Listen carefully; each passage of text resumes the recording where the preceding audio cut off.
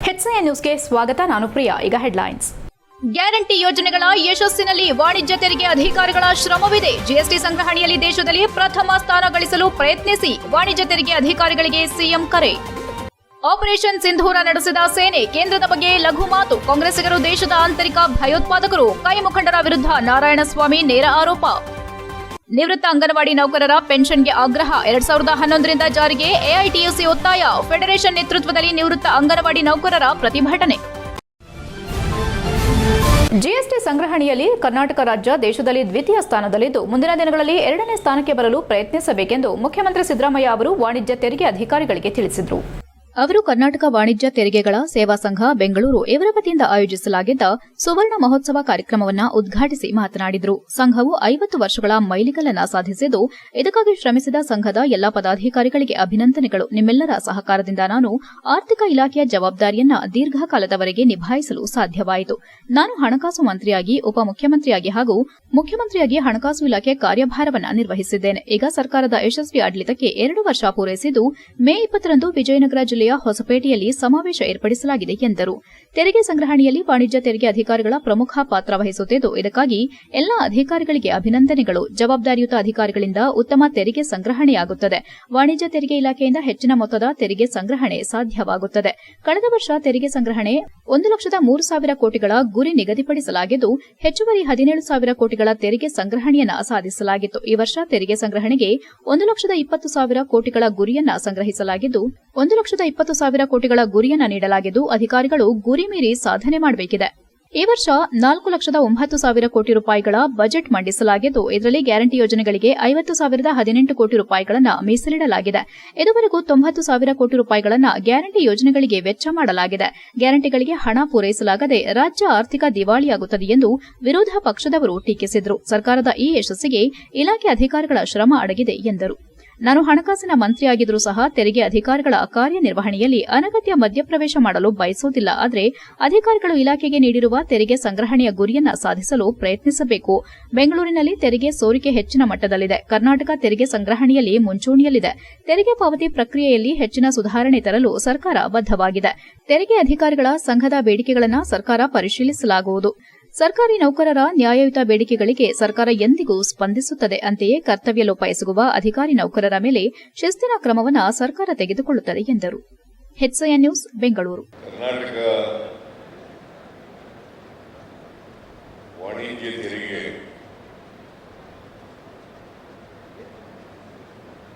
ಅಧಿಕಾರಿಗಳ ಸೇವಾ ಸಂಘ ಪ್ರಾರಂಭವಾಗಿ 50 ವರ್ಷಗಳು ಕಳೆದಿವೆ. ಇವತ್ತು ನೀವು ಸಂಘದ ಸುವರ್ಣ ಮಹೋತ್ಸವವನ್ನು ಆಚರಣೆ ಮಾಡ್ತಾ ಇದ್ದೀವಿ. ಈ ಸುವರ್ಣ ಮಹೋತ್ಸವದಲ್ಲಿ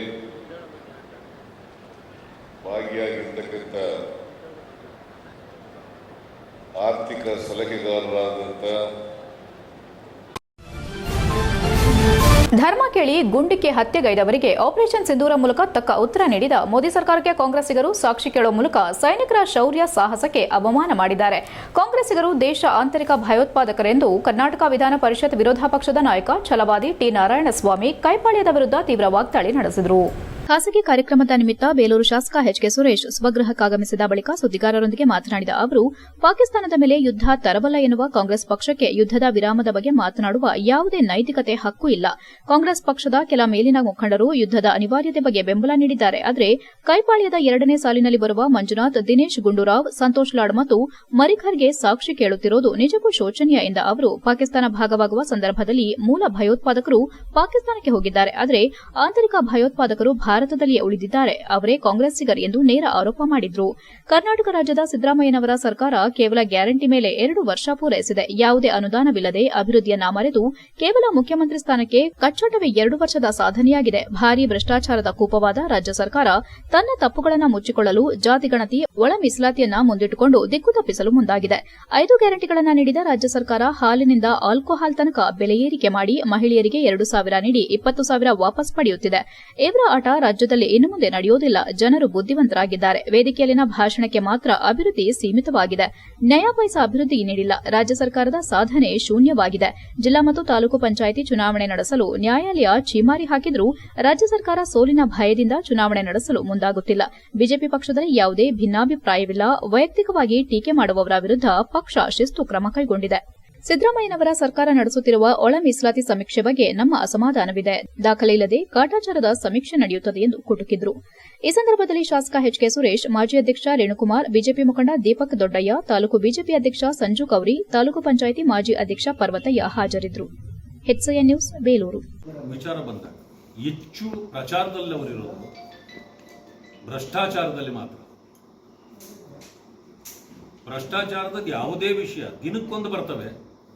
ನಾವು ಒಂದು ತೆಗೆಯುವಷ್ಟೊತ್ತಿಗೆ ಯಾವುದೋ ಒಂದು ವಿಚಾರ ಅಂತ ಅಂತಾರೆ. ಜಾತಿ ಜನಗಣತಿ ಅಂತಾರೆ, ಇಲ್ಲ ಹೊಸ ಒಳ ಮೀಸಲಾತಿ ಅಂತಾರೆ, ಇಲ್ಲ ಯಾವುದೋ ಒಂದು ಆಯೋಗ ಅಂತಾರೆ. ಅಷ್ಟೊತ್ತಿಗೆ ಏನೋ ಒಂದು ಕಾರ್ಯನ ತಂದು ಅದಕ್ಕೆ ಅಡ್ಡ ಇಡತಕ್ಕಂಥ ಒಂದು ಬುದ್ಧಿವಂತಿಕೆ ಮಾಡಿಕೊಂಡು ಇವತ್ತು ಸರ್ಕಾರ ಮುಂದೆ ಹೋಗ್ತಾ ಇದೆ. ನನಗೆ ಅನಿಸಿರತಕ್ಕಂಥದ್ದು 5 ಗ್ಯಾರಂಟಿಯಲ್ಲಿ 5 ವರ್ಷ ಹೇಗಾದರೂ ದೂಡಬೇಕು ಅನ್ನೋದು ಅವರ ಉದ್ದೇಶ. ಆದ್ರಿಂದ ಈ ಸರ್ಕಾರಕ್ಕೆ ಜನಮನ್ನಣೆ ಇಲ್ಲ. ಇವತ್ತು ಚುನಾವಣೆಗೆ ಹೋದ್ರೂ ಕೂಡ ಅಂಗನವಾಡಿ ಕಾರ್ಯಕರ್ತೆಯರು ಮತ್ತು ಸಹಾಯಕಿಯರಿಗೆ 2011-12ರಿಂದ ಗ್ರ್ಯಾಚ್ಯುಟಿ ಜಾರಿಗೊಳಿಸಲು ಒತ್ತಾಯಿಸಿ ಜಿಲ್ಲಾಧಿಕಾರಿ ಕಚೇರಿ ಮುಂದೆ ಶನಿವಾರದಂದು ರಾಜ್ಯ ಅಂಗನವಾಡಿ ಕಾರ್ಯಕರ್ತೆಯರ ಮತ್ತು ಸಹಾಯಕಿಯರ ಫೆಡರೇಷನ್ ನೇತೃತ್ವದಲ್ಲಿ ನಿವೃತ್ತ ಅಂಗನವಾಡಿ ನೌಕರರು ಪ್ರತಿಭಟಿಸಿದರು. ಎಐಟಿಯುಸಿ ಜಿಲ್ಲಾಧ್ಯಕ್ಷೆ ಎಸ್ಎನ್ ಜಯಲಕ್ಷ್ಮಿ ಮಾಧ್ಯಮದೊಂದಿಗೆ ಮಾತನಾಡಿ, ಮಹಿಳಾ ಮತ್ತು ಮಕ್ಕಳ ಅಭಿವೃದ್ಧಿ ಇಲಾಖೆಯ ಸಮಗ್ರ ಶಿಶು ಅಭಿವೃದ್ಧಿ ಯೋಜನೆ ಐಸಿಡಿಎಸ್ನಲ್ಲಿ ದುಡಿಯುತ್ತಿರುವ ಅಂಗನವಾಡಿ ಕಾರ್ಯಕರ್ತೆಯರು ಮತ್ತು ಸಹಾಯಕಿಯರು ಗ್ರ್ಯಾಚ್ಯುಟಿ ಪಾವತಿ ಕಾಯ್ದೆ 1972ರ ಅಡಿ ಗ್ರ್ಯಾಚ್ಯುಟಿ ಪಡೆಯಲು ಅರ್ಹರು ಎಂಬುದಾಗಿ ಸುಪ್ರೀಂಕೋರ್ಟ್ ಅತ್ಯಂತ ಮಹತ್ವದ ತೀರ್ಪನ್ನು ನೀಡಿದೆ. ಸುಪ್ರೀಂಕೋರ್ಟ್ನ ಮುಖ್ಯ ನ್ಯಾಯಮೂರ್ತಿಗಳಾದ ಅಜಯ್ ಉಸ್ಪೂಗಿ ಮತ್ತು ಅಭಯ್ ಎಸ್ ಓಕಾರ್ ಅವರ ನೇತೃತ್ವದ ನ್ಯಾಯಪೀಠವು ಅಂಗನವಾಡಿ ನೌಕರರ ಕೆಲಸ ಕಾರ್ಯಗಳನ್ನು ಸೂಕ್ಷ್ಮವಾಗಿ ಗಮನಿಸಿ ಅವರ ಕೆಲಸವು ಅರೆಕಾಲಿಕವಲ್ಲ, ಅಂಗನವಾಡಿ ಪೂರ್ಣ ನೌಕರರು ನಿರ್ವಹಿಸುತ್ತಿದ್ದಾರೆ ಎಂಬುದನ್ನು ಒತ್ತಿ ಹೇಳಿದ್ದಾರೆ ಎಂದರು. ಸಮಯದ ಕೆಲಸವನ್ನ ಅಂಗನವಾಡಿ ಕಾರ್ಯಕರ್ತೆಯರು ಮತ್ತು ಸಹಾಯಕಿಯರುಗಳು ನಿಯಮಿತವಾದ ಸಂಬಳ ಮತ್ತು ಮತ್ತಿತರೆ ಸವಲತ್ತುಗಳಿಂದಲೂ ವಂಚಿತರಾಗಿದ್ದಾರೆ. ಅವರುಗಳು ನಿರ್ವಹಿಸುವ ಕೆಲಸ ಶಾಸನಬದ್ಧವಾಗಿದ್ರೂ ಸಹ ಅದನ್ನು ನಾಗರಿಕ ಸೇವೆ ಎಂದಾಗಲಿ ಅಥವಾ ನಾಗರಿಕ ಹುದ್ದೆ ಎಂಬುದಾಗಿ ಪರಿಗಣಿಸಿರುವುದಿಲ್ಲ ಹಾಗೂ ಕನಿಷ್ಠ ವೇತನಕ್ಕಿಂತ ಕಡಿಮೆ ಗೌರವಧನದಲ್ಲಿ ದುಡಿಸಿಕೊಳ್ಳುತ್ತಿದೆ ಎಂಬುದನ್ನು ಸರ್ವೋಚ್ಚ ನ್ಯಾಯಾಲಯ ಗಂಭೀರವಾಗಿ ತನ್ನ ತೀರ್ಪಿನಲ್ಲಿ ಉಲ್ಲೇಖಿಸಿದೆ. 1972ರ ಗ್ರ್ಯಾಚ್ಯುಟಿ ಪಾವತಿ ಕಾಯ್ದೆ ಪ್ರಕಾರ ಯಾವುದೇ ಉದ್ಯೋಗ ಘಟಕದಲ್ಲಿ 5 ವರ್ಷ ಸೇವೆ ಪೂರ್ಣಗೊಳಿಸಿ ಸ್ವಯಂ ನಿವೃತ್ತಿಯಾದವರು ಗ್ರ್ಯಾಚ್ಯುಟಿ ಪಡೆಯಲು ಅರ್ಹತೆಯನ್ನು ಪಡೆದುಕೊಳ್ಳುತ್ತಾರೆ ಹಾಗೂ ಪೂರ್ಣಕಾಲಿಕ ಸೇವೆ ಸಲ್ಲಿಸಿ ನಿವೃತ್ತಿಯಾದವರಿಗೆ ನಿವೃತ್ತಿಗೊಂಡ 30 ದಿನಗಳಲ್ಲಿ ಅವರಿಗೆ ಸಲ್ಲಬೇಕಾದ ಗ್ರ್ಯಾಚ್ಯುಟಿ ಮೊತ್ತವನ್ನು ಪಾವತಿಸಬೇಕಾಗುತ್ತದೆ. ಗ್ರ್ಯಾಚ್ಯುಟಿ ಪಾವತಿಯಲ್ಲಿ ವಿಳಂಬವಾದರೆ 10% ಬಡ್ಡಿ ಸಮೇತ ಸೇರಿಸಿ ಗ್ರ್ಯಾಚ್ಯುಟಿ ಮೊತ್ತ ನೀಡಬೇಕೆಂದು ಗ್ರ್ಯಾಚ್ಯುಟಿ ಪಾವತಿ ಕಾಯ್ದೆ ನಿಬಂಧನೆಯಾಗಿದೆ ಎಂದು ತಿಳಿಸಿದರು. 2023ರ ನಂತರ ನಿವೃತ್ತಿಯಾಗುವವರಿಗೆ ಗ್ರ್ಯಾಚ್ಯುಟಿ ನೀಡುವ ಸರ್ಕಾರದ ನಿರ್ಧಾರವನ್ನು ಮಾರ್ಪಡಿಸಿ 1975ರಿಂದ ಸೇವೆಗೆ ಸೇರಿ 2011-12ರಿಂದ ನಿವೃತ್ತರಾದ ಎಲ್ಲರಿಗೂ ಅನ್ವಯವಾಗುವಂತೆ ಗ್ರ್ಯಾಚ್ಯುಟಿ ಸೌಲಭ್ಯ ಜಾರಿಗೊಳಿಸಬೇಕೆಂದು ಆಗ್ರಹಿಸಿದರು. ಪ್ರತಿಭಟನೆಯಲ್ಲಿ ರಾಜ್ಯ ಅಂಗನವಾಡಿ ಕಾರ್ಯಕರ್ತೆಯರ ಮತ್ತು ಸಹಾಯಕಿಯರ ಫೆಡರೇಷನ್ ಗೌರವಾಧ್ಯಕ್ಷ ಎಸಿ ಡೋಂಗ್ರೆ, ಕಾರ್ಯಾಧ್ಯಕ್ಷೆ ಲೀನಾ ಡಯಾಸ್, ಪ್ರಧಾನ ಕಾರ್ಯದರ್ಶಿ ವೇದಾವತಿ, ಖಜಾಂಚಿ ಪಿಡಿ ನಾಗರತ್ನ ಇತರರು ಉಪಸ್ಥಿತರಿದ್ದರು. HCN news, Hassan. ನನ್ನ ಹೆಸರು ಎಸ್ಎನ್ ಜಯಲಕ್ಷ್ಮಿ ಅಂತ ಹೇಳ್ಬಿಟ್ಟು ನಾನು ನಿವೃತ್ತಿ ಅಂಗನವಾಡಿ ಕಾರ್ಯಕರ್ತೆಯರ ಹಾಗೂ ಸಹಾಯಕಿಯರ ಫೆಡರೇಷನ್ ಜಿಲ್ಲಾಧ್ಯಕ್ಷೆ. ನಾವು ಸುಮಾರು 50 ವರ್ಷ ಕೆಲಸ ಮಾಡಿ ನಾವು ನಿವೃತ್ತಿ ಹೊಂದಿ ಮನೆಗೆ ಹೋಗಿದ್ದೀವಿ. ಆದರೆ ನಮಗೆ ಪೆನ್ಷನ್ ಇಲ್ಲ ಮತ್ತೆ ಗ್ರಾಜ್ಯುಟಿನೂ ಇಲ್ಲ. ಹಾಗಾಗಿ ನಾವು ಎಷ್ಟೋ ಜನ ಹೆಣ್ಮಕ್ಳುಗಳು ಅನಾಥಾಶ್ರಮದಲ್ಲಿದ್ದಾರೆ. ಕೆಲವರಿಗೆ ಗಂಡ ಇಲ್ಲ, ಮಕ್ಕಳಿಲ್ಲ, ಯಾರೂ ಇಲ್ಲ, ಭಿಕ್ಷೆ ಬೇಡೋ ಸ್ಥಿತಿನಲ್ಲಿ, ಬಸ್ ಸ್ಟ್ಯಾಂಡ್ ಅಲ್ಲಿ ಭಿಕ್ಷೆ ಬೇಡುವಂತ ಸ್ಥಿತಿನಲ್ಲಿದ್ದಾರೆ. ಹಾಗಾಗಿ ಸರ್ಕಾರ ಹಲವಾರು ಸರಿ ಬೇಡಿಕೆಗಳನ್ನಿಟ್ರು ನಮ್ಮ ಬೇಡಿಕೆಗಳು ಸರ್ಕಾರ ಗಮನ ಹರಿಸದಲೇ ಇರೋದ್ರಿಂದ ನಮ್ಗೆ ತುಂಬಾ ಕಷ್ಟಕರವಾದ. HCN ನ್ಯೂಸ್ನಲ್ಲಿ ಈಗ ಒಂದು ಪುಟ್ಟ ಬ್ರೇಕ್. ಹಾಸನ ನಗರದ ಹೊರವಲಯದಲ್ಲೊಂದು ಸುಂದರ ವಾತಾವರಣದಲ್ಲಿ ಸೈಟ್ ತೆಗೆದುಕೊಂಡು ಸುಂದರವಾದ ಮನೆ ಕಟ್ಟಲು ಪ್ಲಾನ್ ಮಾಡಿದ್ದೀರಾ? ಹಾಗಾದ್ರೆ ಇಲ್ಲಿದೆ ನಿಮಗೊಂದು ಉಪಯುಕ್ತ ಮಾಹಿತಿ. ಪ್ರಪ್ರಥಮ ಅಚ್ಚುಕಟ್ಟಾದ ಸೆಮಿ ಘಾಟೆಡ್ ಲೇಔಟ್ ಸಿದ್ಧವಾಗಿದೆ. ಎಸ್ಎಲ್ವಿ ಲೇಔಟ್ ಪೂರ್ವಂಗ್ಲಾ ಗೇಟ್ ಅರಸೀಕೆರೆ ರಸ್ತೆ ಹಾಸನ. ಮುಂಬರುವ ನಗರದ ಹೊರವಲಯದ ರಿಂಗ್ ರಸ್ತೆಯು ಎಸ್ಎಲ್ವಿ ಲೇಔಟ್ ಸಮೀಪವೇ ಹಾದು ಹೋಗಲಿದೆ. ಎಸ್ಎಲ್ವಿ ಸೆಮಿ ಘಾಟೆಡ್ ಬಡಾವಣೆಯಲ್ಲಿರುವ ಸೌಲಭ್ಯಗಳು: ಕಾಂಕ್ರೀಟ್ ರಸ್ತೆ, ಪಾರ್ಕ್, ಯುಜಿಡಿ ವ್ಯವಸ್ಥೆ, ನೀರಿನ ವ್ಯವಸ್ಥೆ, ಒಳಚರಂಡಿ ವ್ಯವಸ್ಥೆ, ಪವರ್ ಸಪ್ಲೈ, ಬೀದಿ ದೀಪಗಳು, ಮಕ್ಕಳ ಆಟದ ಮೈದಾನ, ಪ್ರತಿ ನಿವೇಶನಕ್ಕೆ ಗಡಿ ಹಾಗೂ ಬಡಾವಣೆಯ ಸುತ್ತ ಕಾಂಪೌಂಡ್ ವ್ಯವಸ್ಥೆ ಹೊಂದಿರುತ್ತದೆ. 3040 ಮತ್ತು 3050 ಅಳತೆಯ ಸೈಟ್ಗಳು ರಿಜಿಸ್ಟ್ರೇಷನ್ಗೆ ಸಿದ್ಧವಿದೆ. ಮತ್ತೇಕೆ ತಡ? ಹಿಂದೆ ಸಂಪರ್ಕಿಸಿ. ಎಸ್ಎಲ್ವಿ ಲೇಔಟ್ ಪೂರ್ವಂಗ್ಲಾ ಗೇಟ್ ಅರಸೀಕೆರೆ ರಸ್ತೆ ಹಾಸನ. ಮೊಬೈಲ್ ಸಂಖ್ಯೆ 9513379576 8217066169.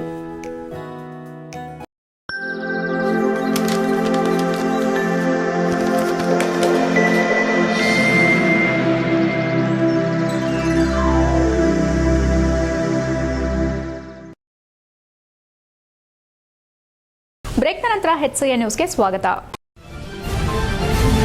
ಹಲವು ವರ್ಷ ತಿಂಗಳಾದರೂ ಸಾರ್ವಜನಿಕರ ಕೆಲಸ ಮಾಡದ ದೂರುಗಳನ್ನು ತಹಸೀಲ್ದಾರ್, ವಿಲೇಜ್ ಅಕೌಂಟೆಂಟ್ ಹಾಗೂ ಇತರೆ ಇಲಾಖೆ ಅಧಿಕಾರಿಗಳನ್ನು ಪ್ರಶ್ನಿಸಿದಾಗ ಉತ್ತರ ಕೊಡಲಾಗದೆ ತಡವರಿಸಿದಾಗ ಸುಳ್ಳು ಹೇಳೋದನ್ನ ಬಿಡಿ ಎಂದು ಉಪ ಲೋಕಾಯುಕ್ತ ಕೆಎನ್ ಫಣೀಂದ್ರ ಕೋಪದಿಂದ ಸಲಹೆ ನೀಡಿದರು. ಹಾಸನ ನಗರದ ಜಿಲ್ಲಾ ಪಂಚಾಯಿತಿ ಹೊಯ್ಸಳ ಸಭಾಂಗಣದಲ್ಲಿ ಕುಂದುಕೊರತೆಗಳ, ದೂರುಗಳ ವಿಚಾರಣೆ ಮತ್ತು ಪ್ರಕರಣಗಳ ವಿಲೇವಾರಿ ವಿಚಾರವಾಗಿ ಶುಕ್ರವಾರ ನಡೆದ ಜಿಲ್ಲಾ ಮಟ್ಟದ ಅಧಿಕಾರಿಗಳೊಂದಿಗೆ ಮತ್ತು ದೂರುದಾರರೊಂದಿಗೆ ಮತ್ತು ಎದುರುದಾರ ಸಭೆಯಲ್ಲಿ ಉಪಲೋಕಾಯುಕ್ತರು ಚನ್ನರಾಯಪಟ್ಟಣದ ಕಬ್ಬಾಳು ಗ್ರಾಮದ ಸಣ್ಣಪ್ಪ ಎಂಬುವವರು ಖಾತೆ ಪಹಣಿ ಪೋಡಿ ಮಾಡಲು ತಾಲೂಕು ಕಚೇರಿಗೆ ಅರ್ಜಿ ಸಲ್ಲಿಸಿದ್ರು. ತಹಸೀಲ್ದಾರ್ ಸೇರಿದಂತೆ ಇತರೆ ಅಧಿಕಾರಿಗಳು ವಿಳಂಬ ಮಾಡಿರೋ ಬಗ್ಗೆ ಲೋಕಾಯುಕ್ತ ಅವರ ಗಮನಕ್ಕೆ ತಂದರು. ಈ ವೇಳೆ ಹಾಜರಿದ್ದ ತಹಸೀಲ್ದಾರ್ ನವೀನ್ ಕುಮಾರ್, ಸಣ್ಣಪ್ಪ ಅವರ ಅರ್ಜಿಗೆ ಹಿಂಬರಹ ಬರೆಯದೆ ಸಹಿ ಹಾಕದೆ ಸೂಕ್ತ ಉತ್ತರ ನೀಡಲು ವಿಳಂಬ ಮಾಡಿರೋ ಬಗ್ಗೆ ಲೋಕಾಯುಕ್ತರು ಅಸಮಾಧಾನ ವ್ಯಕ್ತಪಡಿಸಿ ತರಾಟೆಗೆ ತೆಗೆದುಕೊಂಡರು. ನಿಮಗೆ ತಹಸೀಲ್ದಾರ್ ಕೆಲಸ ಕೊಟ್ಟವರು ಯಾರು? ಸರಿಯಾಗಿ ಕೆಲಸ ಮಾಡಲು ಬರುವುದಿಲ್ಲವೇ? ಅನುಭವ ಇಲ್ಲದೆ ಈ ರೀತಿ ಎಲ್ಲರನ್ನೂ ಕಚೇರಿಗೆ ಅಲೆಸುವುದು ಏಕೆ? ಸುಳ್ಳಿಗೆ ಮತ್ತೊಂದು ಸುಳ್ಳು ಹೇಳಬಾರದೆಂದು ಪ್ರಶ್ನಿಸಿದ ಅವರು, ಮುಂದಿನ 1 ತಿಂಗಳಿನಲ್ಲಿ ಪ್ರಕರಣ ಇತ್ಯರ್ಥಪಡಿಸಿ ಯಾವ ಸೀಮೆಯವರು ನೀವು? ಈ ಸಂಬಂಧ ಮೇಲ್ಮನವಿಗೆ ಸಲ್ಲಿಸಿ ಎಂದು ಈ ಪ್ರಕರಣಕ್ಕೆ ಅಂತ್ಯವಾಡಿದ್ರು. ದೂರು ಕಾರ್ಯಕ್ರಮದಲ್ಲಿ ಬಹುತೇಕ ಪ್ರಕರಣಗಳು ಮುಕ್ತಾಯಗೊಳಿಸಿದ್ರು. ಕೆಲವೊಂದು ಕೇಸನ್ನ ಇತರೆ ಇಲಾಖೆ ಅಧಿಕಾರಿಗಳ ಪರಿಶೀಲನೆಗೆ ಮತ್ತು ನ್ಯಾಯಾಲಯಕ್ಕೆ ಮೇಲ್ಮನವಿ ಸಲ್ಲಿಸಲು ದೂರು ದಾಖಲಿಸಲು ಸೂಚನೆ ನೀಡಿದ್ರು. ಈ ಸಂದರ್ಭದಲ್ಲಿ ಜಿಲ್ಲಾಧಿಕಾರಿ ಸಿ ಸತ್ಯಭಾಮ, ಜಿಲ್ಲಾ ಪೊಲೀಸ್ ವರಿಷ್ಠಾಧಿಕಾರಿ ಮೊಹಮ್ಮದ್ ಸುಜಿತಾ, ಕರ್ನಾಟಕ ಲೋಕಾಯುಕ್ತದ ವಿಚಾರಣೆಗಳು ಅಪರ ನಿಬಂಧಕ ಪೃಥ್ವಿರಾಜ್ ವೆರ್ಣೇಕರ್, ಕರ್ನಾಟಕ ಲೋಕಾಯುಕ್ತ ಕಾನೂನು ಅಭಿಪ್ರಾಯ 2 ಸಹಾಯಕ ನಿಬಂಧಕ ಹಾಗೂ ನಿವೃತ್ತ ಜಿಲ್ಲಾ ನ್ಯಾಯಾಧೀಶರಾದ ಬಿ ಶುಭವೀರ್, ಹಿರಿಯ ಸಿವಿಲ್ ನ್ಯಾಯಾಧೀಶ ಹಾಗೂ ಜಿಲ್ಲಾ ಕಾನೂನು ಸೇವಾ ಪ್ರಾಧಿಕಾರದ ಸದಸ್ಯ ಕಾರ್ಯದರ್ಶಿ ಬಿಕೆ ದಕ್ಷಾಯಿನಿ, ಸಿವಿಲ್ ನ್ಯಾಯಾಧೀಶ ಹಾಗೂ ಉಪ ಲೋಕಾಯುಕ್ತರ ಆಪ್ತ ಕಾರ್ಯದರ್ಶಿ ಕಿರಣ್ ಪಿಎಂ ಪಾಟೀಲ್, ಜಿಲ್ಲಾ ಪಂಚಾಯಿತಿ ಮುಖ್ಯ ಕಾರ್ಯನಿರ್ವಹಣಾ ಅಧಿಕಾರಿ ಬಿಆರ್ ಪೂರ್ಣಿಮಾ, ಅಪರ ಜಿಲ್ಲಾಧಿಕಾರಿ ಕೆಟಿ ಶಾಂತಲಾ, ಕರ್ನಾಟಕ ಲೋಕಾಯುಕ್ತ ಹಾಸನ ವಿಭಾಗದ ಪೊಲೀಸ್ ಅಧೀಕ್ಷಕರಾದ ಪಿವಿ ಸ್ನೇಹ, ಸಿಕೆ ಹರೀಶ್ ಇತರರು ಉಪಸ್ಥಿತರಿದ್ದರು. HCN news Hassan. ಅವಕಾಶ ಕೊಟ್ಟಿದ್ದೀವಿ, ನೀವು ಹೇಳಿದ್ದೀರ, ನಿಮ್ಮದು ನಮ್ಗೆ ಆದೇಶ ಮಾಡಬೇಕು. ನೀವು ಹೇಳಿದ್ದೀರಲ್ಲ, ಆಗಿದ್ದು ಕಾನೂನು ಪ್ರಕಾರ ನಾನು ಆದೇಶ ಮಾಡಬೇಕು, ಮಾಡಿಕೊಡ್ತೀವಿ, ಬರ್ಕೊಳ್ಳಿ. 15 11 ದಾವ ಹಾಕಿ ಕೊಡ್ತೀವಿ, 24 ನಮ್ಗೆ ದೂರು ಕೊಡ್ತೀರಾ, 24 ದೂರು ಕೊಡ್ತೀರಾ. ನಿಮ್ಗೆ ಸಪೋರ್ಟ್ ನಿಮ್ಮನ್ನು ಕರ್ಕೊಂಡು ಬರ್ಬೋದು ಸರ್. ಯಾರಾದರೂ ಆಗಲಿ ತಿಳ್ಕೋಬೇಕು, ಅರ್ಥ ಮಾಡ್ಕೋಬೇಕು, ಕಾನೂನು ಅರ್ಥ ಮಾಡ್ಕೋಬೇಕು, ಆಮೇಲೆ ಮಾತಾಡ್ಬೇಕು. ಶಿಕ್ಷಣ ಇಲಾಖೆಯ ಉಪನಿರ್ದೇಶಕರು ಮೋಸ ಮಾಡಿ ರದ್ದುಪಡಿಸಿ ನೋಂದಣಿ ಮಾಡಿಕೊಟ್ಟಿರುವ ಬಗ್ಗೆ ಉಪನಿರ್ದೇಶಕರ ಮೇಲೆ ತನಿಖೆ ನಡೆಸಿ ಕ್ರಮ ತೆಗೆದುಕೊಳ್ಳಲು ಕೋರಿದ್ದಾರೆ. ವಿಚಾರಣಾ ಕಾಲಕ್ಕೆ ದೂರುದಾರರು ಹಾಜರಿದ್ದು ದಾನಪತ್ರ ಮತ್ತು ರದ್ದುಪಡಿಸಿದ ಪತ್ರ ಎರಡೂ ಸಹ ನೋಂದಾವಣೆಯಾಗಿರುವುದನ್ನು ಒಪ್ಪಿಕೊಳ್ಳುತ್ತಾರೆ. ಇದಲ್ಲದೆ OS ನಂಬರ್. ಅರೇಹಳ್ಳಿ ಪಟ್ಟಣದ ಲಿಂಗಾಪುರ ಗ್ರಾಮದಲ್ಲಿ ನೂತನ ಶಿಲಾಮಯ ದೇವಸ್ಥಾನವು ಸಾವಿರಾರು ದೈವ ಭಕ್ತರ ಸಮ್ಮುಖದಲ್ಲಿ ಲೋಕಾರ್ಪಣೆಗೊಂಡು 5 ದಿನಗಳ ಕಾಲ ನಡೆದ ಹಲವು ಧಾರ್ಮಿಕ ಕಾರ್ಯಕ್ರಮಗಳೊಂದಿಗೆ ತೆರೆಬಿದ್ದಿದೆ. ನೂರಾರು ವರ್ಷಗಳಿಂದ ತಮಗೆ ಬರುತ್ತಿದ್ದ ಸಂಕಷ್ಟಗಳನ್ನು ನಿವಾರಿಸಿಕೊಂಡು ಸುಖ, ಶಾಂತಿ, ನೆಮ್ಮದಿಯಿಂದ ಬದುಕಲು ನಂಬಿಕೊಂಡು ಬಂದ ಭಕ್ತ ಕುಟುಂಬದ ಆರಾಧ್ಯ ದೈವ ಕೋಟೆದ ಬೊಬ್ಬುಸ್ವಾಮಿ, ಚಾಮುಂಡೇಶ್ವರಿ ಹಾಗೂ ಪರಿವಾರ ದೈವಗಳ ಈ ಹಿಂದೆ ಇದ್ದ ದೇವಸ್ಥಾನವು ಶಿಥಿಲಾವಸ್ಥೆಯಿಂದ ವಾಸ್ತುಸ್ಥಿತಿ ಕಳೆದುಕೊಂಡ ಕಾರಣ ದೈವ ಭಕ್ತ ಕುಟುಂಬಸ್ಥರು ಪ್ರಶ್ನಾ ಚಿಂತನೆ ಮುಖಾಂತರ ನೂರಾರು ದೈವಗುಡಿ ನಿರ್ಮಿಸಬೇಕೆಂಬ ನಿರ್ಣಯದೊಂದಿಗೆ ಸಹಸ್ರಾರು ದೈವ ಭಕ್ತರ ತನುಮನ ಧನ ಸಹಾಯದೊಂದಿಗೆ ಸುಮಾರು 1 ಕೋಟಿಗೂ ಮೀರಿದ ವೆಚ್ಚದಲ್ಲಿ ನೂತನ ಶಿಲಾಮಯ ದೇವಸ್ಥಾನ ನಿರ್ಮಿಸಿ ಪುನಃ ಪ್ರತಿಷ್ಠಾಪನಾ ಮೂಲಕ ಲೋಕಾರ್ಪಣೆ ಹಾಗೂ 5 ದಿನಗಳ ಕಾಲ ಹಲವು ಧಾರ್ಮಿಕ ಕಾರ್ಯಕ್ರಮಗಳನ್ನು ನೆರವೇರಿಸುವ ಮೂಲಕ ಆಡಳಿತ ಮಂಡಳಿ ಹಾಗೂ ಉತ್ಸವ ಸಮಿತಿ ಪದಾಧಿಕಾರಿಗಳ ಜೊತೆಗೆ ಗ್ರಾಮದ ದಿನೇಶ್ ಶೆಟ್ಟಿ ಮಹತ್ತರವಾದ ಪಾತ್ರ ವಹಿಸುವ ಮೂಲಕ ಎಲ್ಲರ ಅಭಿನಂದನೆಗೆ ಪಾತ್ರರಾಗಿದ್ದಾರೆ ಎಂದು ಗ್ರಾಮದ ಕೃಷ್ಣಪ್ಪ ಪೂಜಾರಿ ಶ್ಲಾಘನೆ ವ್ಯಕ್ತಪಡಿಸಿದರು. ಗ್ರಾಮದಲ್ಲಿ ನೂತನವಾಗಿ ನಿರ್ಮಿಸಲಾದ ಶಿಲಾಮಯ ದೇವಸ್ಥಾನದ ಆಲಯವನ್ನ ಶಿಲ್ಪಿಗಳಿಂದ ಸ್ವೀಕರಿಸಿ ಪಂಚಗವ್ಯ ಶುದ್ಧಿಯ ಮೂಲಕ ದಿಕ್ಪಾಲಕ ಬಲಿಯೊಂದಿಗೆ ವಾಸ್ತುಪೂಜೆ ಸಲ್ಲಿಸಿ ಮುಂದಿನ ಧಾರ್ಮಿಕ ಕಾರ್ಯಕ್ರಮಗಳಿಗೆ ಚಾಲನೆ ನೀಡಲಾಯಿತು. ಗಣಹೋಮ ನೆರವೇರಿಸಿ ಗ್ರಾಮದಲ್ಲಿ ಆರಾಧಿಸಿಕೊಂಡು ಬಂದ ದೈವಗಳ ಪುನರ್ ಪ್ರತಿಷ್ಠೆ ನವಕ ಪ್ರಧಾನ ಕಲಾಭಿಷೇಕವನ್ನ ನಡೆಸಲಾಯಿತು. ನಂತರ ಕಂಬೇರ್ಲು ಕಲದಲ್ಲಿ ಚಾಮುಂಡಿ, ರಾಹು ಹಾಗೂ ಕೊರ್ದಬ್ಬು ದೈವಗಳ ದರ್ಶನ ಸೇವೆ ಜರುಗಿತು. ಬಳಿಕ ಗಜಕಂಬ ಸ್ಥಾಪಿಸಿ ಕೊಡಿ ಏರಿಸುವ ಮೂಲಕ ನೇಮೋತ್ಸವಕ್ಕೆ ಚಾಲನೆ ನೀಡಿ ಕೋಟೆದ ಬಾಬುಸ್ವಾಮಿ, ತನ್ನಿಮಾನಿಗ, ಚಾಮುಂಡಿ, ರಾಹು ಹಾಗೂ ಜುಮಾದಿ ಬಂಟ ದೈವಗಳ ನೇಮೋತ್ಸವವು ವಿಜೃಂಭಣೆಯಿಂದ ಜರುಗಿತು. ಈ ಎಲ್ಲಾ ಧಾರ್ಮಿಕ ಕಾರ್ಯಕ್ರಮಗಳಿಗೆ ಹೊರ ರಾಜ್ಯ ಸೇರಿದಂತೆ ವಿವಿಧೆಡೆಯಿಂದ ಆಗಮಿಸಿದ ಸಾವಿರಾರು ದೈವ ಭಕ್ತರು, ಗ್ರಾಮಸ್ಥರು, ರಾಜಕೀಯ ಮುಖಂಡರು, ಸಂಘ ಸಂಸ್ಥೆಗಳು ಸೇರಿದಂತೆ ಇನ್ನಿತರರು ತನುಮನ ಧನ ಸಹಾಯದೊಂದಿಗೆ ದೈವ ಕೃಪೆಗೆ ಪಾತ್ರರಾಗಿದ್ದಾರೆ ಎಂದು ಉತ್ಸವ ಸಮಿತಿ ಖಜಾಂಚಿ ಸತೀಶ್ ಶೆಟ್ಟಿ ತಿಳಿಸಿದರು. ಈ ವೇಳೆ ಆಡಳಿತ ಮಂಡಳಿಯ ಅಧ್ಯಕ್ಷೆ ಶಾಲಿನಿ ಬಲ್ಲಾಳ್, ಉತ್ಸವ ಸಮಿತಿ ಅಧ್ಯಕ್ಷ ಪ್ರಭಾಕರ್ ಶೆಟ್ಟಿ, ಉತ್ಸವ ಸಮಿತಿ ಪದಾಧಿಕಾರಿಗಳು, ಆಡಳಿತ ಮಂಡಳಿ ಪದಾಧಿಕಾರಿಗಳು ಕಿರಣ್, ಸುನಿಲ್, ಉಮೇಶ್, ರವೀಂದ್ರ, ಅಮಿತ್, ಹರೀಶ್, ಆಚಾರ್ಯ ಸೇರಿದಂತೆ ಸಾವಿರಾರು ಭಕ್ತರು ಪಾಲ್ಗೊಂಡಿದ್ದರು. HCN news Belur. ಇಂದ ರಾತ್ರಿ ಬಲಿಪೂಜೆ ಶುರುವಾಗಿ 8ನೇ ತಾರೀಕಿಗೆ ದೇವಸ್ಥಾನ ಲೋಕಾರ್ಪಣೆ ಆಯಿತು. ಅದಕ್ಕೆ ಗಣ್ಯಾತ ಗಣ್ಯರು ಅವರ ಸಹಕಾರ ತುಂಬ ಕೊಟ್ಟಿದ್ದಾರೆ, ತನು ಮನ ಧನ.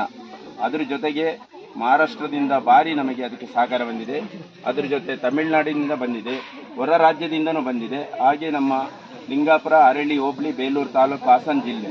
ನಮ್ಮ ಎಲ್ಲ ಸಂಸಾರದ ಹಾಗೆ ಎಲ್ಲ ಸೇರಿ ಒಳ್ಳೆಯ ಕೆಲಸ ಮಾಡಿ ಆ ದಿನೇಶ್ ಶೆಟ್ಟಿ ಅವರಿಗೆ ನಮ್ಮ ಪರವಾಗಿ ಎಲ್ಲ ಕಮಿಟಿ ಎಲ್ಲ ಇದರ ಪರವಾಗಿ ಅವರಿಗೆ ಒಂದು ನಾವು ಧನ್ಯವಾದವನ್ನು ಕೊಡುತ್ತೇವೆ.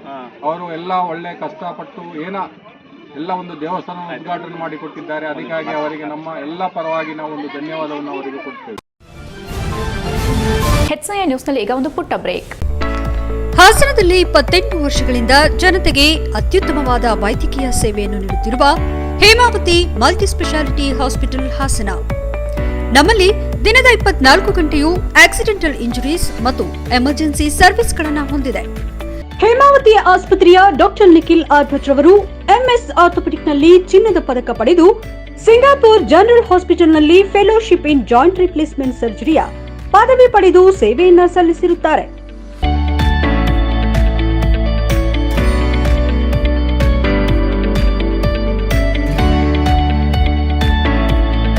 ನಮ್ಮಲ್ಲಿ ಆಂಬ್ಯುಲೆನ್ಸ್ ಸೇವೆಯೂ ಲಭ್ಯ. ಇನ್ನೇಕೆ ತಡ? ನೀವು ಯಾವುದೇ ಮೂಳೆ ಸಮಸ್ಯೆ ಹೊಂದಿದ್ದರೆ ಹಿಂದೆ ಭೇಟಿ ನೀಡಿ. ಹೇಮಾವತಿ ಮಲ್ಟಿಸ್ಪೆಷಾಲಿಟಿ ಹಾಸ್ಪಿಟಲ್, ಉತ್ತರ ಬಡಾವಣೆ, ಹಾಸನ. ಬ್ರೇಕ್ನ ನಂತರ HCN ನ್ಯೂಸ್ಗೆ ಸ್ವಾಗತ. ಪರಿಶಿಷ್ಟರಲ್ಲದ ಹಲವು ಜಾತಿಗಳು ಒಳ ಮೀಸಲಾತಿಗಾಗಿ ನಡೆಯುತ್ತಿರುವ ಸಮೀಕ್ಷೆಯಲ್ಲಿ ತಪ್ಪು ಮಾಹಿತಿ ನೀಡಿ ಪರಿಶಿಷ್ಟ ಜಾತಿಗೆ ನುಸುಳುವ ಮೂಲಕ ಮೀಸಲಾತಿ ಲಾಭ ಪಡೆಯಲು ಹುನ್ನಾರ ಮಾಡುತ್ತಿದ್ದಾರೆ. ಮುಂದಿನ ದಿನಗಳಲ್ಲಿ ಈ ಬಗ್ಗೆ ಸರ್ಕಾರದ ಗಮನಕ್ಕೆ ತಂದು ಉಗ್ರ ಹೋರಾಟ ನಡೆಸಲಾಗುವುದೆಂದು ಮಾಜಿ ಸಚಿವ H. ಆಂಜನೇಯ ಎಚ್ಚರಿಸಿದರು. ಹಾಸನದಲ್ಲಿ ಶುಕ್ರವಾರ ಮಾತನಾಡಿದ ಅವರು, ಒಳ ಮೀಸಲಾತಿಗಾಗಿ ದೇಶದ ವಿವಿಧ ರಾಜ್ಯಗಳಲ್ಲಿ ಕಳೆದ ಹಲವು ವರ್ಷಗಳಿಂದ ಹೋರಾಟ ನಡೆಯುತ್ತಿದೆ. ಆಳುವ ಸರ್ಕಾರಗಳು ಭರವಸೆ ನೀಡುತ್ತಾ ಬಂದರೂ ಇದುವರೆಗೂ ಜಾರಿಗೆ ಯಾವುದೇ ಸರ್ಕಾರ ಮುಂದಾಗಿರಲಿಲ್ಲ. ಬಳಿಕ ಸುಪ್ರೀಂ ಕೋರ್ಟ್ನಲ್ಲಿ ಈ ಬಗ್ಗೆ ನಡೆದ ವಿಚಾರಣೆ 7 ಜನರ ನ್ಯಾಯಪೀಠ ಒಳ ಮೀಸಲಾತಿ ಜಾರಿ ಮಾಡಬಹುದೆಂದು ಆದೇಶ ನೀಡಿದ್ದಾರೆ. ಹಿಂದುಳಿದ ಜನಾಂಗದ ಜಾತಿಯ ಜನಸಂಖ್ಯೆ ಆಧಾರದ ಒಳ ಮೀಸಲಾತಿ ಜಾರಿ ಮಾಡಬೇಕೆಂದು ಸುಪ್ರೀಂ ಐತಿಹಾಸಿಕ ಆದೇಶ ನೀಡಿದೆ. ಬಳಿಕ ಕರ್ನಾಟಕ ರಾಜ್ಯದಲ್ಲಿ ಇದರ ಜಾರಿಗಾಗಿ ಜನಸಂಖ್ಯೆ ಬಗ್ಗೆ ಸರಿಯಾದ ಅಂಕಿಅಂಶ ಇಲ್ಲದ ಹಿನ್ನೆಲೆ ದೇಶದ ಜನಸಂಖ್ಯೆ ಬಗ್ಗೆ ಸಮೀಕ್ಷೆ ನಡೆಯುತ್ತಿದ್ದು, ಈ ಅವಧಿಯಲ್ಲಿ ಪ್ರತಿ ಕುಟುಂಬವು ಸಮೀಕ್ಷೆಯಲ್ಲಿ ಸರಿಯಾದ ಮಾಹಿತಿ ನೀಡುವ ಮೂಲಕ ಸಹಕರಿಸಬೇಕು ಎಂದರು.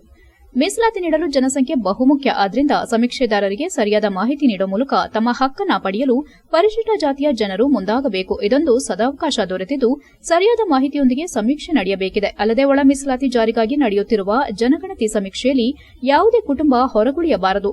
ಈ ನಿಟ್ಟಿನಲ್ಲಿ ಸಮೀಕ್ಷೆ ಅವಧಿಯನ್ನ ಇನ್ನಷ್ಟು ವಿಸ್ತರಣೆ ಮಾಡಬೇಕೆಂದು ಮನವಿ ಮಾಡಿದರು. ಜೊತೆಗೆ ಒಳ ಮೀಸಲಾತಿ ಜಾರಿಯಾಗುವವರೆಗೂ ಹೊಸ ಹುದ್ದೆಗಳ ನೇಮಕ ಆಗಬಾರದು ಎಂಬುದು ನಮ್ಮ ಒತ್ತಾಯ. ಈ ಬಗ್ಗೆ ಸರ್ಕಾರಕ್ಕೂ ಮನವಿ ಮಾಡಲಾಗಿದ್ದು, ಮೀಸಲಾತಿ ಜಾರಿಯಾಗುವ ತನಕ ಬಡ್ತಿ ನೀಡೋ ವಿಚಾರವಾಗಿ ಸರ್ಕಾರದೊಂದಿಗೆ ಚರ್ಚಿಸಿ ಈಗಾಗಲೇ ನಿವೃತ್ತಿ ಹಾಗೂ ಬಡ್ತಿ ಹಂತದಲ್ಲಿರುವ ಅಧಿಕಾರಿಗಳಿಗೆ ತೊಂದರೆ ಆಗದಂತೆ ಎಚ್ಚರಿಕೆ ವಹಿಸಿ ತೀರ್ಮಾನ ಕೈಗೊಳ್ಳಲಾಗುವುದು ಎಂದರು.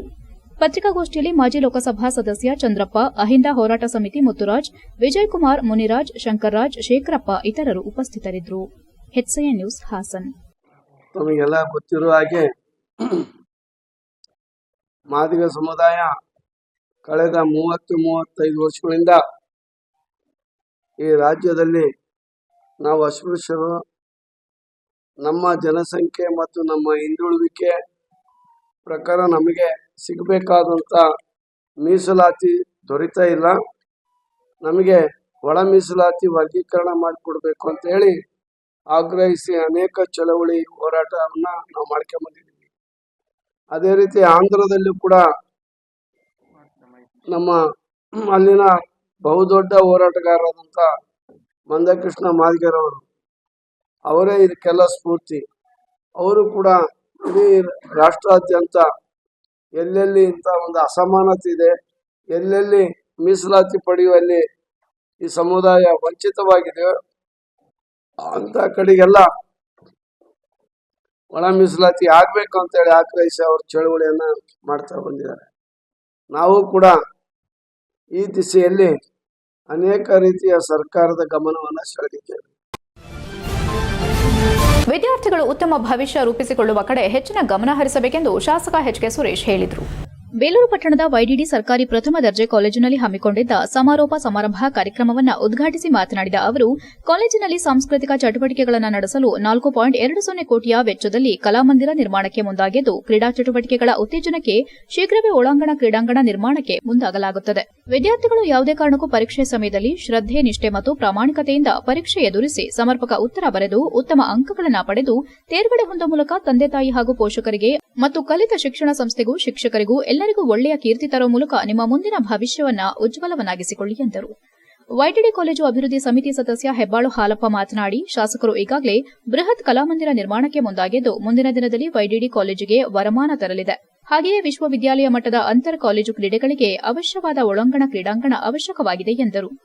ಪತ್ರಕರ್ತರ ಸಂಘದ ಅಧ್ಯಕ್ಷ ಹಳೇಬೀಡು ರಘುನಾಥ್ ಮಾತನಾಡಿ, ಪದವಿ ಶಿಕ್ಷಣ ವಿದ್ಯಾರ್ಥಿಗಳ ಪಾಲಿಗೆ ಅತಿ ಮುಖ್ಯವಾಗಿದೆ. ಇಂತಹ ಸಂದರ್ಭದಲ್ಲಿ ತಮ್ಮ ಮನಸ್ಸುಗಳ ಏಕಾಗ್ರತೆಯಿಂದ ಬದುಕಿನಲ್ಲಿ ಯಶಸ್ಸು ಪಡೆಯಲು ಮುಂದಾಗಿ ಸಾಹಿತ್ಯಾತ್ಮಕ ಪುಸ್ತಕಗಳನ್ನು ಓದುವ ಮೂಲಕ ಜ್ಞಾನಾರ್ಜನೆ ಪಡೆಯಿರಿ ಎಂದು ತಿಳಿಸಿದರು.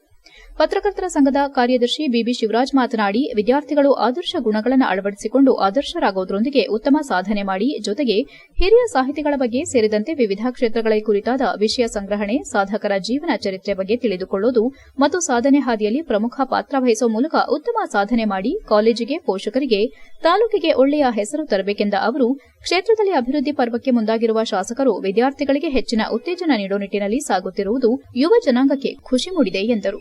ಕಾರ್ಯಕ್ರಮದಲ್ಲಿ ವೈಡಿಡಿ ಪ್ರಥಮ ದರ್ಜೆ ಕಾಲೇಜು ಪ್ರಾಂಶುಪಾಲ ಡಾ ಎಚ್. ಎಂ. ಮಹೇಶ್, ಕಾಲೇಜು ಅಭಿವೃದ್ಧಿ ಸಮಿತಿ ಸದಸ್ಯ ಗಿರಿಯಪ್ಪ ಶೆಟ್ಟಿ, ಅಧೀಕ್ಷಕ ಕೇಶವ ಕಿರಣ್, ಪ್ರಾಧ್ಯಾಪಕರಾದ ಬಾಬು ಪ್ರಸಾದ್, ಡಾ ನಾಗೇಂದ್ರಪ್ಪ, ಮೋಹನ್ ಕುಮಾರ್ ಸೇರಿದಂತೆ ಇನ್ನು ಮುಂತಾದವರು ಹಾಜರಿದ್ದರು. HCN news, Belur. ಮಾಡಿ ಅದಕ್ಕೆ ಚಾಲನೆಯನ್ನ ಕೊಡ್ತಕ್ಕಂಥದ್ದು 4,20,00,000 ಇಂಡೋರ್ ಆಡಿಟೋರಿಯಂ. ಯಾಕೆಂತಂದ್ರೆ ಇವತ್ತೆಲ್ಲ ಇದರಲ್ಲೂ ಸಹ ರಂಗದಲ್ಲೂ ಸಹ ಎಲ್ಲೊಂದು ಇಂಡೋರ್ ಅಲ್ಲಿ ಆಗ್ತಕ್ಕಂಥದ್ದು ಯಾವುದೇ ಒಂದು ಕಾರ್ಯಕ್ರಮಗಳಿರ್ಬೋದು, ಸ್ಪೋರ್ಟ್ಸ್ ಆಕ್ಟಿವಿಟೀಸ್ ಇರ್ಬೋದು, ಮತ್ತೆ ನಮ್ಮ ಈವೆಂಟ್ಸ್ಗಳಿರ್ಬೋದು, ಇದೆಲ್ಲದಕ್ಕೂ ಸಹ ಒತ್ತನ್ನು ಕೊಡ್ತಕ್ಕಂಥದ್ದಾಗುತ್ತೆ. ಅದಕ್ಕೆ ಒತ್ತನ್ನು ಕೊಡುವ ಮುಖಾಂತರ ಇವತ್ತು 4,20,00,000 ಮತ್ತೆ ಈಗಾಗಲೇ ನಮಗೆ ಬಹುಶಃ ಸಂಖ್ಯೆ ನಮ್ಮ ಪ್ರಾಂಶುಪಾಲರು ಹೇಳಿದಂಗೆ ಸಂಖ್ಯೆಗಳಿಗಿಂತ ಅತಿ ಹೆಚ್ಚು ರೂಮ್ಗಳೆಲ್ಲ ಇದಾವೆ. HCN ನ್ಯೂಸ್ನಲ್ಲಿ ಈಗ ಒಂದು ಪುಟ್ಟ break. Welcome to Jaya International Public School, located in a peaceful, pollution-free area near RTO B. Katehalli, Hassan. Our experienced teachers use innovative methods to make learning engaging, providing personalized attention to each student. Each day begins with meditation and yoga for physical and mental well-being. Our assemblies combined learning and fun through inspiration, presentation. We offer specialized classes in abacus, Vedic math and presentation for NEET and JEE. The robotic labs encourages innovative, while our modern labs and well-stocked library provide the best learning tools. Beyond academics, we offer hobby classes in dance, music, karate, art and drawing. Safety is ensured with CCTV cameras and GPS equipped transportation. Our routine includes sports to promote fitness and teamwork. Jaya International Public School fosters excellence and joy in learning. We also excited to announce opening of Unit 2 Jaya Techno School in the 2025-26 academic year at KSRTC Layout, Arsikere Road, Hassan, with digital classroom, high-tech lab and innovative learning method. Visit us today and enroll now.